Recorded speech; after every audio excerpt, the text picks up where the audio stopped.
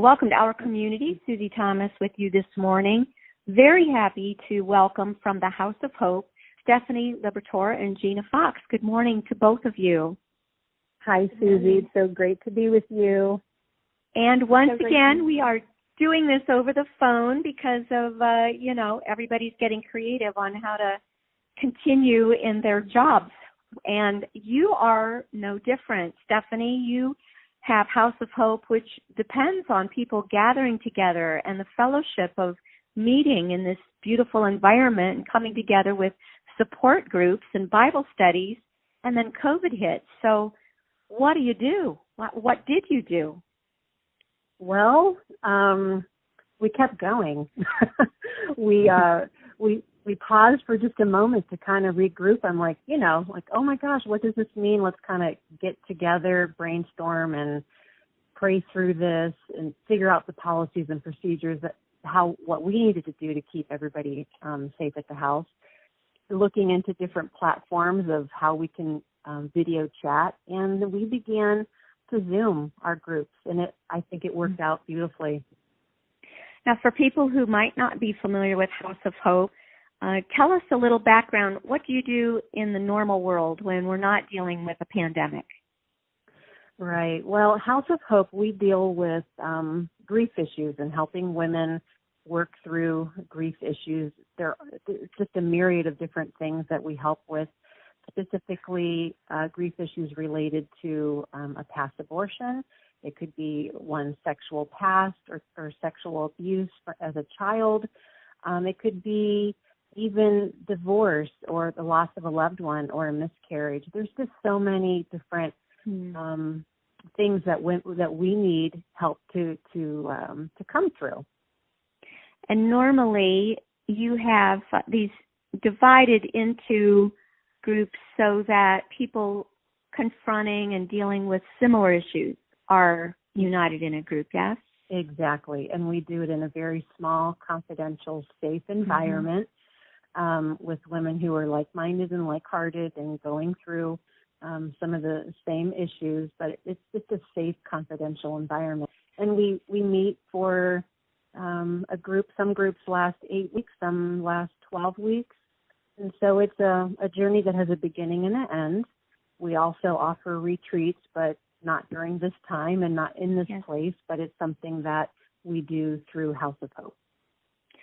Well, you just finished a group, and we've got somebody who got to participate in that, joining us. So, Gina, thank you so much for being with us and being willing to share a little bit. How did you first of all find out about House of Hope?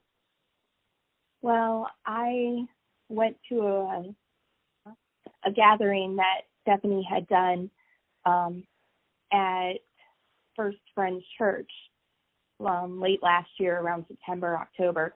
And at that gathering, I learned about the Unbound study that she had written. And when she was talking about her past experiences, I really felt like that was where I needed to take my next steps for the year, because I really saw things and heard things that I knew could really have a positive effect on me. Unbound, and let's not let that fly over our heads. Stephanie, you are the author of Unbound, as well as the person who oversees House of Hope for Pregnancy Choices, our local pregnancy support center. What does Unbound really deal with? Unbound helps a woman heal from her sexual past. Sometimes our sexual past, we don't really have a place where we can unpack these things that happen to us. Some things happen to us, and then some things we did on our own. We made our own choices, and now we're finding ourselves tangled in this web of like, how do I get out of this? And so Unbound helps a woman journey through 12-week Bible study, and its topic each week is a certain topic, and it just sets a foundation for helping her grief connected to her past, helping her to become free from the ghosts of the past. Sometimes we're this book was written for women in the church, those who love Jesus, love his word, love to study his word, but sometimes along the way we get stuck and we don't know how to push forward, how we're feeling the effects of maybe not as much intimacy in our relationships, not as much intimacy in our relationship with God. We love him, and we're just haunted by some things in our past that we can't let go of. And what women don't realize is that they're grieving over losses of how things should have been, losses of things that were lost, hurts that really just needed to be grieved and named.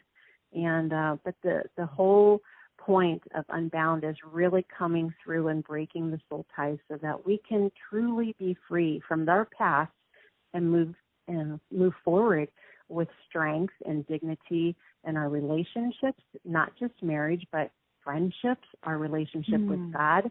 And it's a powerful study, and it just the women who come through it and experience it and do the work, that's where you see so much freedom. And that's, Gina was one of them that just embraced everything, every part of that study. She was doing the work, and the results showed on her face. I mean, she doesn't even look the same. She's just bright and beautiful and so full of joy. Well, I'm guessing that you all started off the normal way, meeting together at the House of Hope, and then this hit, and you changed gears and started to Zoom. Gina, what was that? Gina, you got to experience this in a way that no one before you ever had. Tell me a little bit about the experience for you. It was interesting because, like you said, we went through a couple weeks where we were at the House of Hope, and then all of a sudden these restrictions started, and we, like Stephanie said, we took a week to kind of figure out what we were going to do, and then everything started on video talk. And so it took it took a week or a couple weeks to get used to actually doing a video call, but it still gave the sense of group and the sense of privacy and the sense of togetherness that you needed to go through a study like this. So even though we weren't together in the same room, we were still together for a common purpose and a goal. I think so many people are experiencing this isolation and yet trying to connect. And thank goodness, if this was going to happen, at least it happened at a time when we've got the technology to be able to connect in the way that we can. But that had to be really unique. When I've sat with a lot of Zoom meetings, and first half hour is getting everybody on and muted and getting all that stuff taken care of. I can't imagine when you're doing something sharing as deeply as the kinds of things that you all would be sharing. How was that as far as doing that over Zoom? That had to be a little different. How did you navigate that? And Stephanie, how did you navigate that for them? Well, we had such a beautiful opportunity to connect our hearts during the first 5 weeks that we were gathering. We had that privilege, and we had shared stories and different things like that. So there was a bond that was already in place. So but like Gina said, okay, we have to find our new footing. We have to just kind of get up to speed. But honestly, in my opinion, it was a beautiful, it was just a beautiful experience because it's a small group. There were 4 of us, so we didn't have a screen full of like 25 people. That would be far different. Right. How to get everybody, sharing. But this is a small group, and everybody had just as much time to share as she would if she were meeting here in person. And, so at the very end, we tried to do something very special, and I dropped off a little party bag for each girl. And so we came preparing to celebrate with confetti poppers and party hats, and we each brought our own special dessert to the Zoom meeting. So it was really a fun, festive way to celebrate all that God had done. So you all ate in front of each other, everybody in there eating their own dessert? Okay. Yes. Yes, we did. I suggested a dinner with some friends that way. Nobody took me up on it. I thought, why don't we all do carry out and then all Zoom and it'll be like we're eating together, but nobody bought that. Exactly. But it worked, you tell me. Okay, it was a lot of fun. It does work.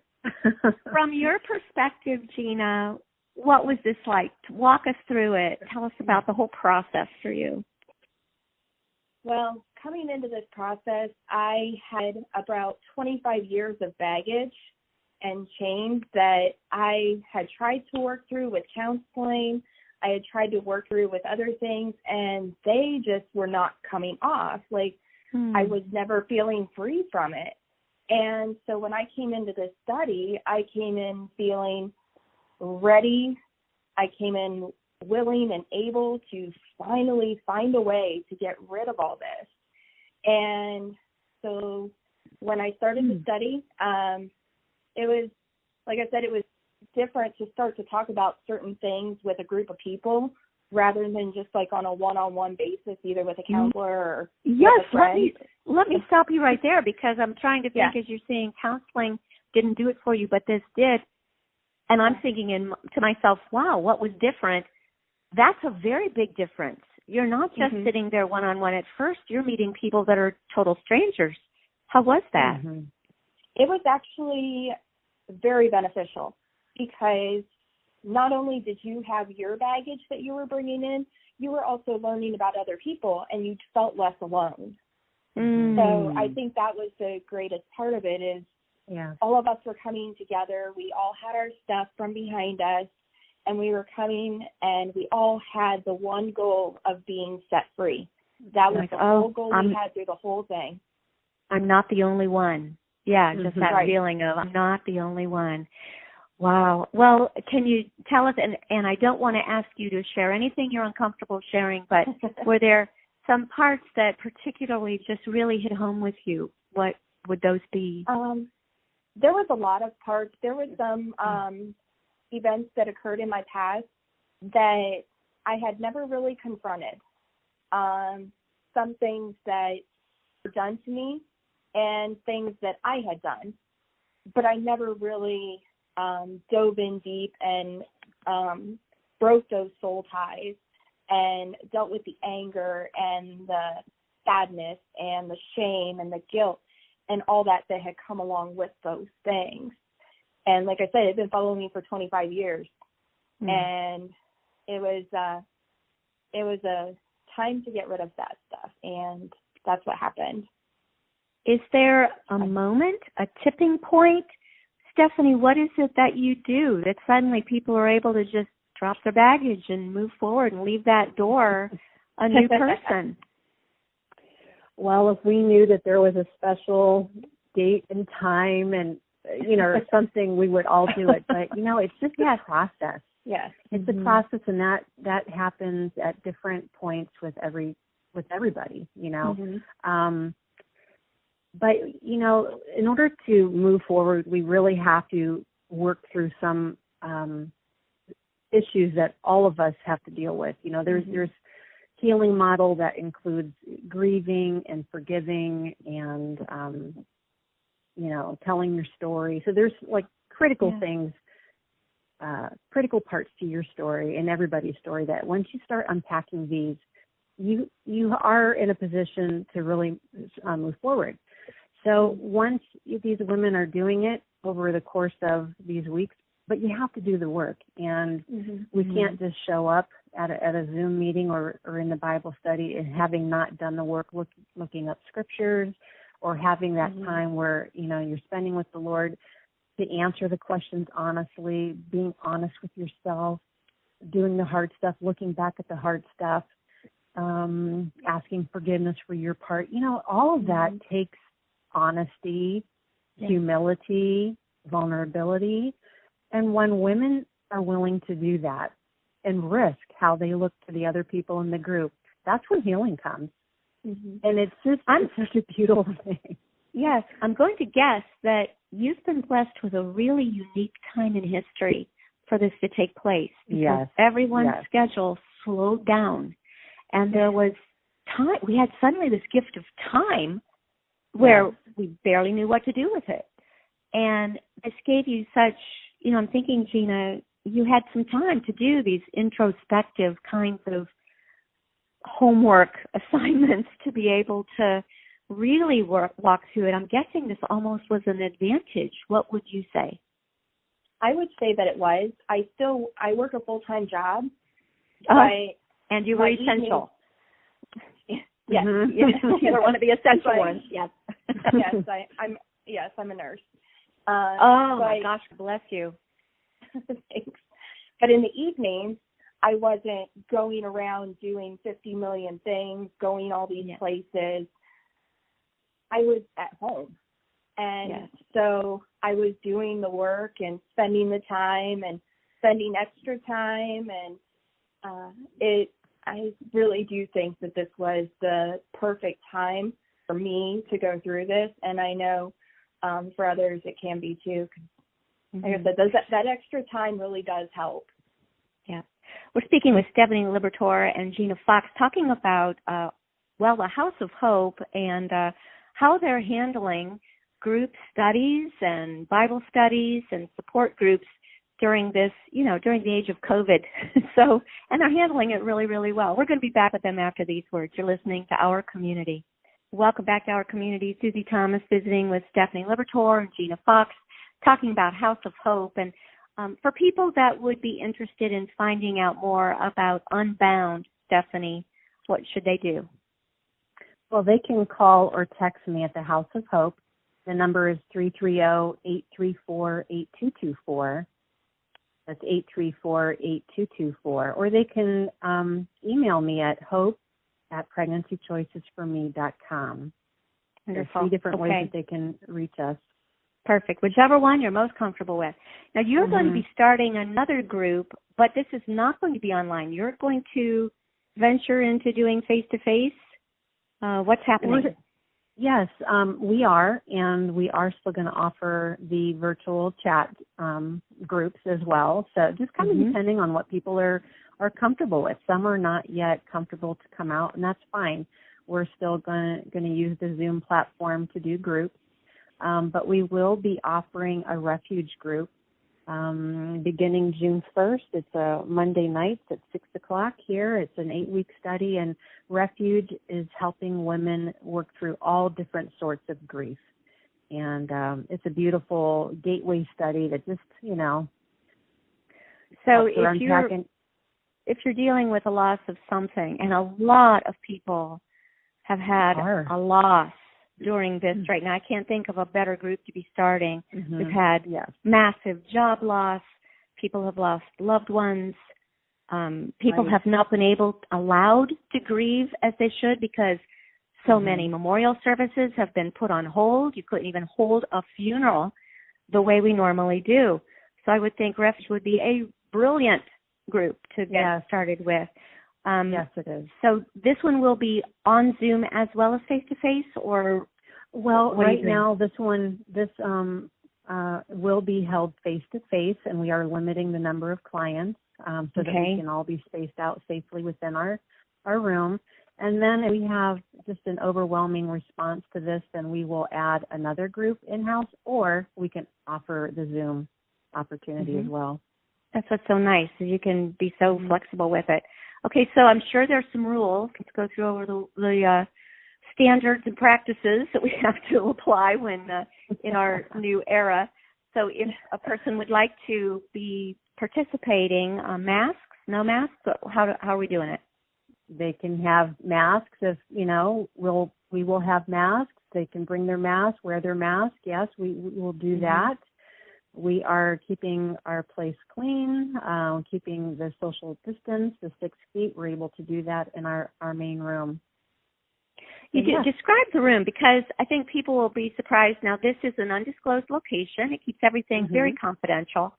But once you go through that door, you are at home. Tell us a little bit about the environment we get to be in. I'm going to let Gina answer that. What did that feel like, Gina, when you walked in? What was that like? It was like when you walk in and you feel comfortable.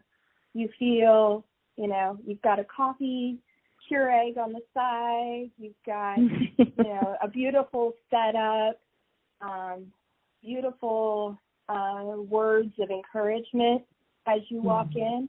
and then you walk into this big space. Like she said, it's plenty of space to adhere to the social distancing rules.